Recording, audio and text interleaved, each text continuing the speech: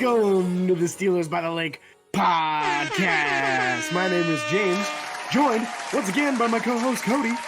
Cody, how are you this fine Friday evening? It's Friday, man.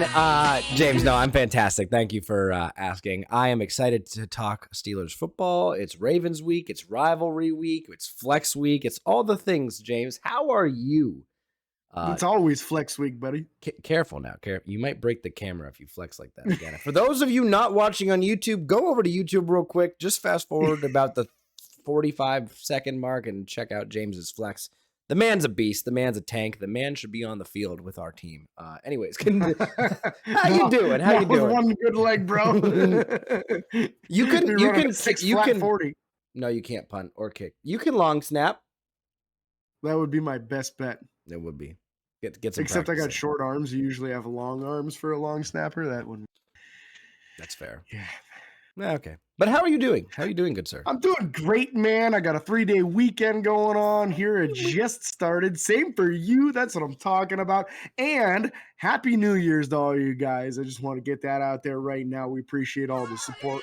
We're noticing a nice uptick in Facebook, a nice uptick in YouTube. And we're going to keep that forward momentum going for you guys. Try to keep some shows coming for you. With any kind of luck this weekend, will be fruitful, and we'll be talking about the playoff chances and possibilities, and really revolves a lot around the Miami Dolphins losing both of their remaining games. And then there's some other things that have to happen as well. And of course, most importantly, Pittsburgh needs to take care of business and knock out these final two opponents, starting with the Baltimore Ravens. But we've got some transactions to talk about first here, Cody. Pittsburgh picked up a linebacker that is going to give some competition to the back end of the roster. Yeah. Tay Crowder was picked up off the Giants practice squad. So we will take that. Marcus Allen was placed on IR. So that may or may not be a positive thing moving forward for Mark Robinson. We'll have to wait and see who they decide to. I'm assuming it'll be Mark Robinson taking a helmet on Sunday, but we will see what's happening there. And you got to assume, yeah. No, yeah. I would hope so. Kind of a big deal here with the Tay Crowder signing. Let's be real. 2020 Tay Crowder was Mr. Irrelevant, last pick of the draft. Yep. Normally that kind of guy doesn't even make the roster. Big difference, though, for the New York Giants. He actually started, I want to say it was 30 or 31 games in the last two seasons for them. Fell out of favor. The rumor is that he was having a little bit of an issue with tackling too much as far as the missed tackle percentage. It was a little bit too high, but a big athletic dude, 6'3", 235 pounds. And it really seems to have a nose for tackling the ball carrier behind the line of scrimmage. I want to say he had like 8 pass breakups too. So he's getting those long arms up and making some things happen. This is a mold of clay kind of guy. Also a guy that you're going to have control over for the next 2 years because up until that 4th year, you can slap that restricted tender on him, the exclusive rights, that kind of stuff to keep him in town and keep him on a minimal deal at the same time. Yeah. So this is a guy that you can bring in with the uncertainty of Marcus Allen being an unrestricted free agent, Devin Bush, Robert Spillane. You could lose all 3 of them and then be coming with Miles Jack and Mark Robinson and who else? Well, now there's Tay Crowder. So there is one more body in there that's going to have some experience and be comfortable with the playbook and everything. I kind of doubt he'll play, though, unless we really get riddled with injuries and make a run in the playoffs. Yeah. In his almost 4 years, I believe, with the Giants, and only really one of that being 2 years? 2, I think. Well, I guess 3. No, I guess if he was drafted in 2020. Yeah, excuse me. So 3 in his 3 years with the Giants. Yeah. And only one full year because his rookie year he didn't play he only played 11 games. Last year was a full year. This year he's only been in 13. He has 2 sacks, 2 forced fumbles, a fumble recovery, and 2 interceptions, as well as those 8 pass breakups. So we will take that out of him. The biggest in that full season he had 6 breakups in that season. So I will absolutely take that for him. Yeah, that's more than we're getting out of anybody that we got starting right now. We got 3 guys, but probably Spillane has 4 this year, and the other guys have less than that, I think. So yep. Yeah. Yeah, that would be a step in the right direction. So we will take that. It does add a little bit of depth to the back of that linebacker spot, that linebacker roster, which we need desperately right now. Let's Yeah. not fool ourselves here too much. But then in the other area on defense where we need some help in the safety position, we also signed a safety, Scott Nelson, to the practice squad. So that adds a little bit more depth there as well. And then you also look at the corners. We'll talk corners real quick. Akilla Witherspoon did return to practice, which starts his 21-day window to return. And then we still are assuming we're not going to be seeing Mr. William Jackson III, the man that we traded for from the Chicago Bears, not related to the trade with Chase Claypool. But we will probably, what? He was the Washington Commander. You're right. Yeah. Wasn't he we got him drafted out by of them? Washington. Was he drafted by Chicago? Cincinnati drafted him. Then I don't know why. I'm probably thinking the other Jackson from Chicago. Yeah. I don't remember his name. Oh, was it Eddie Jackson? I don't remember. Yeah, they had a safety, right? They did have a guy with Jackson, and I was just thinking about the Chicago Bears because of the Chase Claypool trade. But anyways, you're right. Washington Commanders trade. So we're not going to lose anything in that trade, which is nice. We already knew that. Yeah. But then we're also potentially not getting the player we traded for, so whatever. It's kind of a mixed deal. You said that you've heard some things about what you think Pittsburgh's going to do with this, what they should do with this. Yeah, a lot of speculation coming from the fine folks at Steelers Depot that they will most likely attempt to rework the deal. That's because this salary cap hit is going to be $12.75 million next year if they were to bring him back under the current contract that he's under. Unlikely, just because they never even got a chance to get him out on the field, let alone see him in practice for more than like one or two practices before he got injured. Re-injured his back that was already injured while he was in Washington. And that injury and the fact that he was unable to get on the field is what voided the trade of the picks that were involved. So the trade itself stayed in place, but neither team had to lose a draft pick for it. So we didn't lose anything. We didn't gain anything from it. We just have the player on our roster now. So if he isn't able to do anything, you got to figure they'll get a long look at him in the pre-draft process, try to get him into some of those workouts and whatnot, and see how he looks.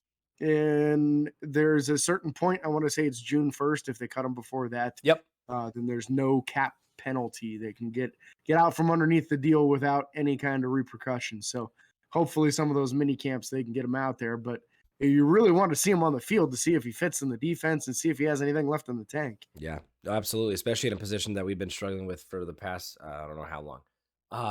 It's been a while, it feels like. Yeah, since Ike Taylor. You want to know a position we haven't been struggling with? The position of one Cam Hayward. That's just his position on the team. Cam Hayward was selected last week to be the AFC Defensive Player of the Week award, which we love that for him. Was a great showing. We talked about it. I believe the 2 sacks. Just a great game. It was like 3 tackles for loss, 7 tackles, a pass deflection. Like he was just everywhere, man. He was hell of a game. Was. And he definitely helped us win. And he, I believe that, I don't know how, I thought I had the number there. I'm not going to guess. I thought I had the number of total Defensive Player of the Week awards he's won. And I think that was his 3rd, but I could be wrong there. I remember somebody saying that he hadn't won one like it's been a while, or 2017 or something like that. So it's been a few years for sure. You can't imagine that he hasn't had weeks that weren't really good like that, because he's been putting up some serious numbers. In 5 years in a row, he was selected to the Pro Bowl. So he's been putting together some solid seasons. This season's looking a lot better. You kind of wish he would have started this momentum a little bit earlier in the year so he would have got more votes, because he's up to 8.5 sacks on the season now. A couple more and he'll be in double digits once again on the season. So I'm really kind of hoping that he's the first alternate out and then somebody backs out and he's able to get another nod, because 6 Pro Bowls looks a lot nicer on the resume than 5 does. And you got to eventually start looking at that post-career resume for a guy like this, and will he be able to get into the Hall of Fame? Right now, with 5 Pro Bowls and 2 All-Pros, you have to say that he's very, very close to borderline. A lot of people are talking about James Harrison, and can he get in with a very similar resume to that? So you would love to see him get another 1 or 2 more Pro Bowls to kind of solidify it. because I feel like if you get 7 Pro Bowls, you're pretty much going. So Yeah. No, very, very true. And with that being said, let's talk about this guy. Let's talk about all of our guys. We'll go over our guys first. We're gonna go over the injury report. Cam Hayward did get his rest. Don't worry, guys. He got his rest. But yeah, let's go over the Steelers real quick. yeah, so a lot of guys got some time off that were injury related earlier in the week, and then personal later in the week. So I'm going to kind of go through a bunch of those guys, and then we'll get to the actual legitimate injuries. So Cam Hayward, of course, not injury related, got time off. Parrot Fryermuth got time off. Terrell Edmonds got time off. He's fully recovered from that hamstring at this point in time. Najee got some time off. Deontay Johnson got some time off. He was dealing with a hip, but seems like that's cleared up all the way. And then the actual injury related ones, Larry Ogunjobi, Jack. Miles still dealing with a groin injury. Larry still dealing with that toe. But they've both been limited throughout the week and then go full on Friday, and then they play in the game. So I don't expect, unless there were any setbacks, either one of them to miss the game. But the difference is Trey Norwood has a hamstring. He is officially out. Hamstrings have a habit of being really nagging a while. So what do you got for us on this race? Yeah, Ravens team. So again, very similar to our team, a lot of not injury related personal, injury listings, otherwise known as rest, whatever, the contusion to the birth certificate, whatever it is for these guys. You have guys like Tristan Colin, the center, with a non-injury related personal issue, was out. Justin Houston, the outside linebacker. Morgan Moses, the offensive tackle. Ron Staley, the offensive tackle. Kevin Zeitler, the offensive guard. J.K. Dobbins, the running back. And Demarcus Robinson, the wide receiver. All these guys are just no listed for the game. They're more than likely going to play. I am curious to see if Dobbins is going to play. I heard that he might not play, so we'll see what happens there.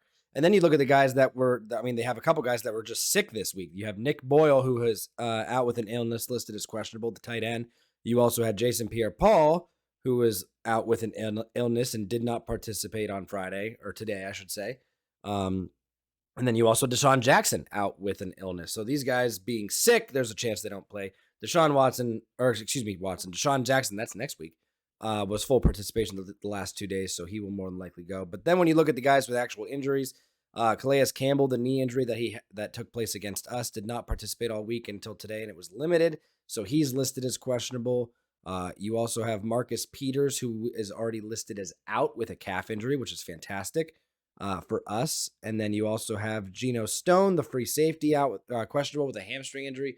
Limited participation at best all week, so he is questionable.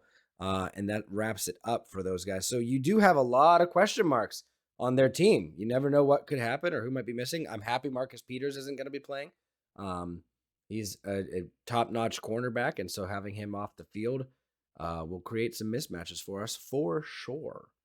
Absolutely, and they've officially declared Lamar Jackson out for the game too. That's true. You're right. I missed that one. Yeah, so that's a big one. Looks like we're going to be going up against Mr. Huntley again in this game. He already beat us once. Yeah, and honestly, he didn't beat us. The running game did. Fair. He had like 80 yards passing that game. He was not spectacular. So very important that Pittsburgh does a better job against the run this time around. But we're going to tell you all about this team, what they've got. I know we just touched base on this probably 3-4 weeks ago. The roster is going to look a little bit different because of some guys that are healthy this time, some guys that were injured this time. You know how that goes. Yep. So first things first, as we said, Lamar Jackson has been declared out for the game. So Tyler Huntley it is. And then, of course, the same backups as before. I'm sure they'll call one of them up just to be safe, just like previously. In the running back position, J.K. Dobbins looks like he's a go. Gus Edwards, Justice Hill, and Kenyon Drake all ready to back him up. And then the biggest fullback in the league, Patrick Ricard, looks like he's healthy as well. Love to see some Mark Robinson in this game and see what he can do one-on-one against Patrick Ricard because he blew up that dude for the Panthers. Yep. I'd love to see him do that to Patrick Ricard too. You want to cover wide receiver room for us, Cody? Yeah, wide receiver room, the receivers in general, you got Demarcus Robinson, Sammy Watkins, Deshaun Jackson again dealing with the illness, and then James Prochet the second. And then you also got the tight ends, Mark Andrews, Nick Boyle, Isaiah Likely again. Nick Boyle is questionable for the game. Mark Andrews is definitely a go. Big name tight end there. Mark Andrews, got to watch out for him for sure. And then you got the offensive line, Ronnie Stanley, who we talked about, who was resting. The starting left tackle, left guard Ben Powers, center Tyler Linderbaum, right guard Kevin Zeitler, who was also resting, right tackle Morgan Moses, who was also resting. So they want to make sure their team is rested and ready to go. That offensive front is ready for our defensive front because I'm feeling some Sack City. Anyways, moving on to the defensive side of the ball. Let's go over the defense. You want to do the defensive line real quick?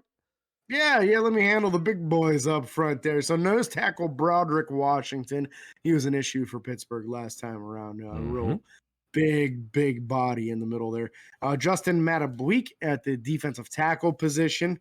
And then Calais Campbell listed as the starter opposite him. If he can't go, then you're looking at either Brent Urban or Travis Jones filling in his position. So that knee injury to Calais, definitely a very big, important thing to look at.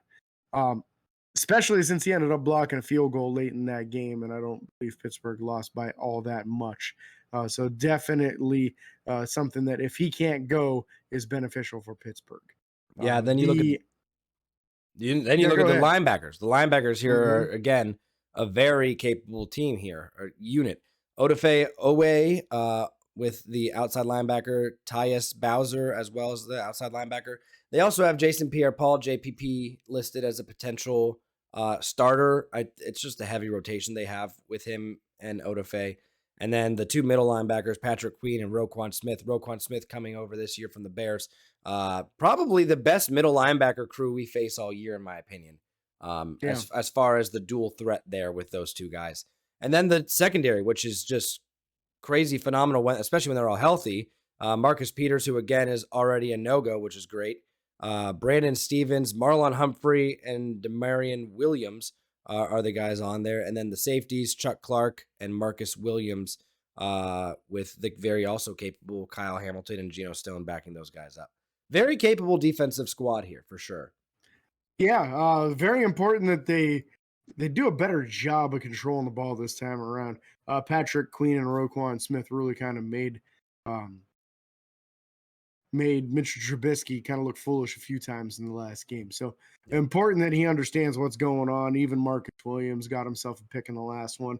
So we got to do a better job not turning the ball over quite so often and being hyper aware of where these athletic off-ball linebackers are.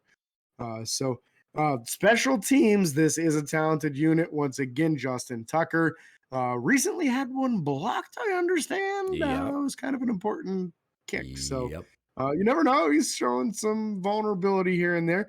The punter, Jordan Stout, formerly of Penn State, he's a rookie. Guess what? Got a booming leg. He's also a great holder. Yeah, he sure is. That's what I hear. Anyway.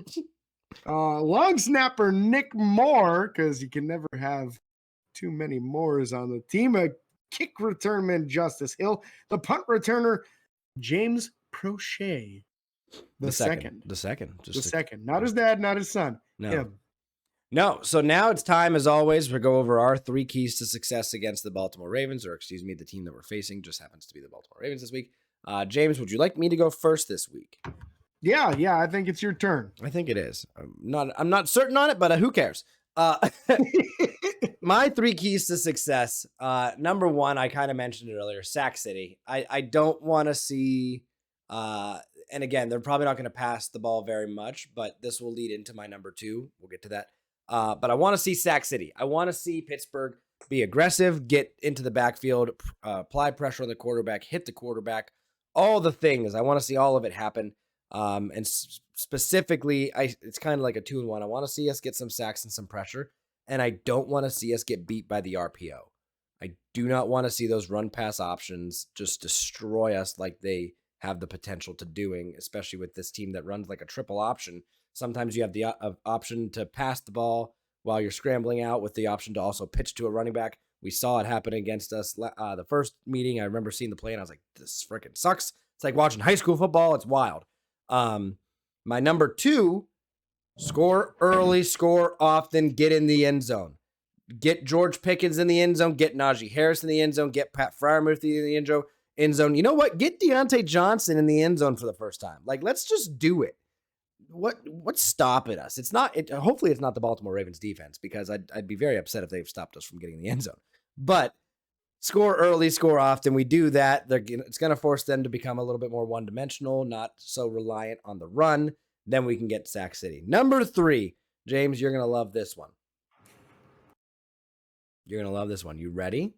Oh, I'm so ready. Let's go. Do not allow a single turnover. I would normally say just win the turnover battle. I don't want to see us turn the ball over once. I'm not necessarily as worried about getting turnovers. It'd be nice to get turnovers. You typically win games when you win the turnover battle. I don't care if it's 0-0 at the end of the game. I want to see us commit no turnovers and don't give them the ball in good field position. So those are my 3 keys to success against the Baltimore Ravens, and hopefully we can do them, because if we do, I think we're going to win. I like it, buddy. I like it. I think those. You say that one more time. So I think that would definitely help us quite a bit. I agree with you. Turnovers. Got to keep the turnovers down.